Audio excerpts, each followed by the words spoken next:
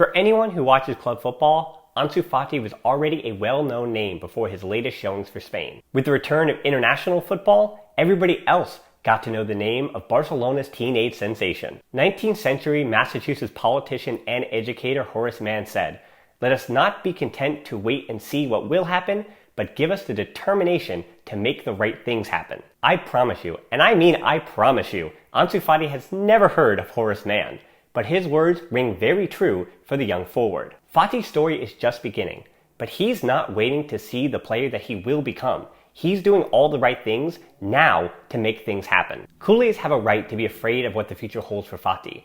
The La Masia pipeline hasn't necessarily produced the way we were told it would lately. Barca fans are simply waiting for the other shoe to drop whenever they meet a new talent that could be the next big thing. Today, we're talking Ansu Fati's journey so far, some of the obstacles he may face this season, and the expectations for the young forward this year.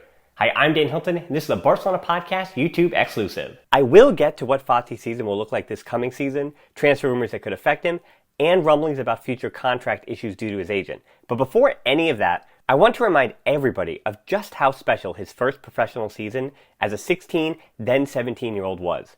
You heard all the accomplishments as they happened, but hearing them in succession is pretty incredible. While youngest is always a superlative, it makes sense because he was 16 when this whole thing started. But he still had to do the thing. He still had to earn his next minutes to put himself in a place where he could conquer the next record. So without further ado, it all started with his Barcelona debut, coming on as a substitute for Carlos Perez against Real Betis last August. With Messi injured at the time, Ernesto Valverde opted to give a chance to the 16-year-old, who became the second youngest player to debut for the first team since 1941. He was just 18 days older than Vicente Martinez, who holds the record. It's one thing to get your debut. Every professional footballer has done that. But it's another thing to get your first goal. Ansu Fati became Barcelona's youngest ever goalscorer in the Liga 6 days after his debut against Osasuna, a powerful header that Culés won't soon forget. Next up was a record that was only 11 years old as Fati broke Marc Muniesta's 2009 record as the youngest starter at the Camp Nou. He did that in September against Valencia. That wasn't the only record to fall though that day in September, because he soon became the youngest ever goalscorer at the Camp Nou, for Barcelona or the away team. It's remarkable to think that the 60-year-old legendary stadium hadn't seen a goalscorer as green as Fati. And Fati still wasn't done that day. Within 7 minutes of action, he had both a goal and an assist to Frankie de Jong, making him the youngest player in La Liga action, which dates back to 1929, to both score and assist in the same game. I'm trying to figure out which of these is the most impressive, and it could be this one due to his age. The impact on a game by an individual, and the sheer number of players over 91 years that could have held on to that record. Next up, it was time for the Champions League records to start to fall. Just 3 days after his memorable game against Valencia, Fati became the youngest Champions League debut for Barcelona, and it was a start nonetheless against Borussia Dortmund. And you knew a goal record was coming. He got his first Champions League goal against Inter Milan in December, becoming the youngest goalscorer in Champions League history, and not just for Barca. The 17-year-old broke Peter Oforikai's record for Olympiacos back in 1997 by 155 days. Some interesting names in the top 5 for this record: Mateo Kovacic for Dinamo Zagreb, Cesc Fabregas for Arsenal, and Bojan Krkic for Barca back in 2008. Let's head back to La Liga for another candidate for most impressive record. In February against Levante, Fati scored 2 goals, becoming the youngest ever to score a brace in La Liga. Bojan had actually held this record after he scored twice against Real Valladolid in 2008, but Fati took the record from Juanmi, who broke Bojan's record with Malaga in 2010. And that brings us to last week when Luis Enrique made him the second youngest player to debut for the Spanish national team, doing so against Germany. The record holder is Zubieta, a Basque player who debuted all the way back in 1936. And finally, Ukraine helped out with Fati's most recent record. After he had already earned Spain a penalty, the 17-year-old became the youngest goalscorer in Spanish history, another incredible feat. That was a record that stood for 95 years, set back in 1925 by Juan Erasquin, a player for Real Union who debuted at the age of 18. Fati broke this record by a year and 33 days. At that rate, this is a record that may stand for another 95 years. So now let's start talking about this year, and I'm going to start on a negative note. Yes, it could all go wrong. There are so many tales of great young players who, whether it's injury, personal, or just some football reason, don't live up to their early promise. But I went through all of those records to say if you're going to bet on a teenager becoming a star, the early indications are that Ansu Fati should be that player. He is special. But now in his sophomore season at Barcelona, there will be challenges, more than in his first season, because now we and everyone else knows some of what he's capable of. Fans will be expecting more, and opponents will have much more information, scouting reports, video footage. They may not be caught by surprise so easily. It'll also be interesting to see how Fati deals with adversity on the field. His humble nature and people around him give the impression that fans need not worry about the youngster off the field, but he will face some adversity on it. Because there was no prior form to compare it to, and he also started mowing down records, I think it's safe to say that he's never faced a dip in form at the top level.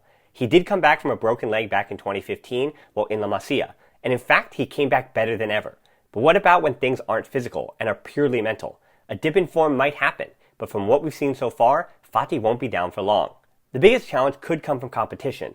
Even with all his natural talent, an experienced manager like Ronald Koeman might want a more experienced player as his regular starter.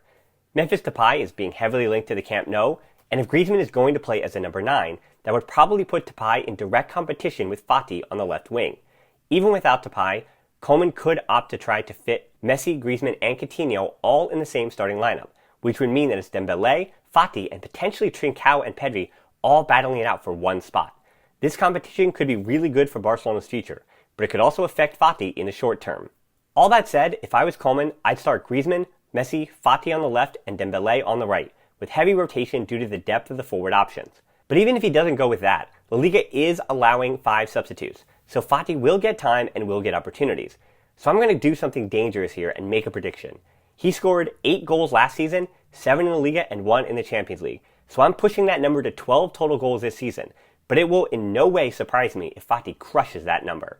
All this success, and honestly I don't want to do this, but talk has already begun about his future at the club.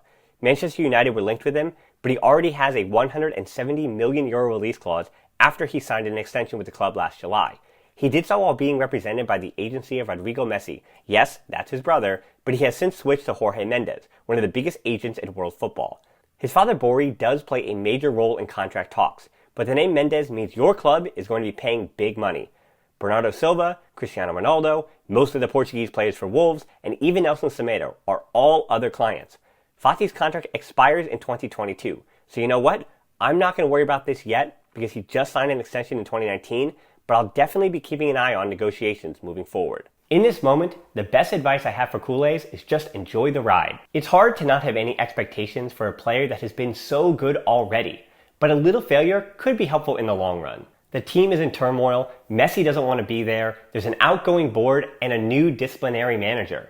So Fati could struggle along with the rest. I always tend to be conservative with the expectations of young talent, and Fati will be just 18 next month. He's currently getting first team minutes for one of the biggest clubs in the world, and he is way ahead of schedule. If he even performs at his current level for the next 3 years, I would gladly take a 21-year-old player with the kind of production that we have already seen from Ansu Fati. For him and all the other youthful players for Blaugrana, it's all about development. Can Koeman mix the veterans and the young players and fix all of Barca's problems? Probably not, but there are some bright signs that I'm going to try to hold on to. Give young players time and develop them right, and you could have something special with this batch of players. It's possible that Fati, Puig, Trincao, Pedri, and Araujo are all stars. It's also possible that Ias Moriba and Conrad De La Fuente are ready to break into the first team. More likely, 2 of this batch are star players. 1 or 2 are major contributors, and the rest won't make the grade at Barcelona. That's the unfortunate nature of young talents, but I'm going to keep the faith until the kids give me reason to be skeptical. So how many goals and assists do you think Fati will have this season? Leave those numbers down in the comments below. And while you're there, make sure to check out this week's podcast with Frances, give this video a like, subscribe to the channel, and hit that bell for notifications. And as always, until next time, Forza Barca.